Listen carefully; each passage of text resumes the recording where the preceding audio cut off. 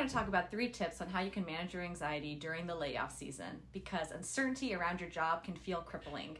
But I'm here to explain how you can manage it. Many people grapple with work-related anxieties, such as, when I check my emails in the morning, I fear I might be locked out of my job, or I'm working tirelessly to prove my worth as an employee and I still feel inadequate, or I feel like I'm on pins and needles every day waiting to hear what this corporate restructuring will mean for me and my position. If you relate to any of the above statements, just know that you are not alone. Constant worry about losing your job can have negative impacts on your well-being. Nobody likes to exist in a prolonged state of uncertainty, and research has shown that insecurity can have a detrimental effect on your motivation and focus, and can cause mental health problems, including anxiety and depression. Being laid off is tough. Feeling a wide range of emotions in the aftermath of a layoff includes sadness, anger, fear, and anxiety, which is all natural. So in this video, we'll be talking about how to cope with anxiety related to job insecurity or a potential layoff.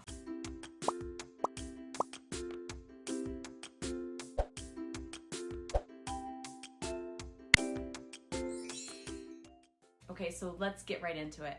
The first thing you can do to manage these anxieties is to identify your triggers and plan ahead. It's important to identify our triggers so we don't become a slave to them. Knowing the cause of our anxiety can help us to develop a plan to address those concerns, perhaps by deploying a defensive pessimism. Mentally practicing our response to worst-case scenarios can help us manage anxiety in a healthy way. For example, once you have some clarity about the cause of your anxiety, create a contingency plan. Consider what you would do in the event you were suddenly fired. What would your next course of action be? Do you have an emergency fund?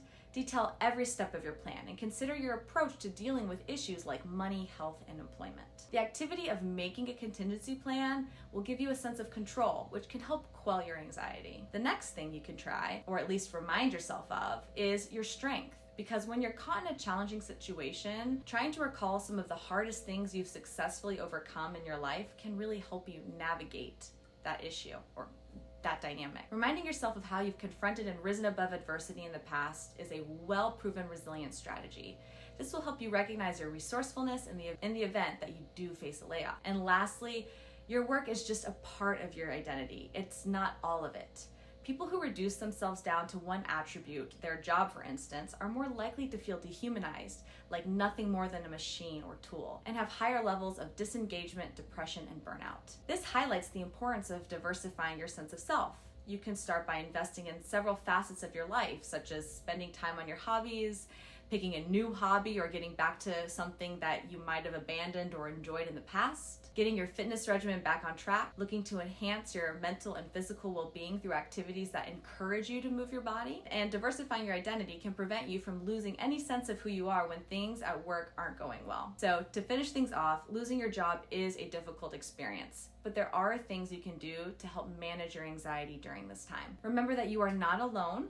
Stay positive as much as you can and keep your mind occupied. Take care of yourself physically and emotionally, and don't be afraid to seek out professional help. Thanks for watching. I hope you found today's content helpful, and I look forward to speaking with you soon.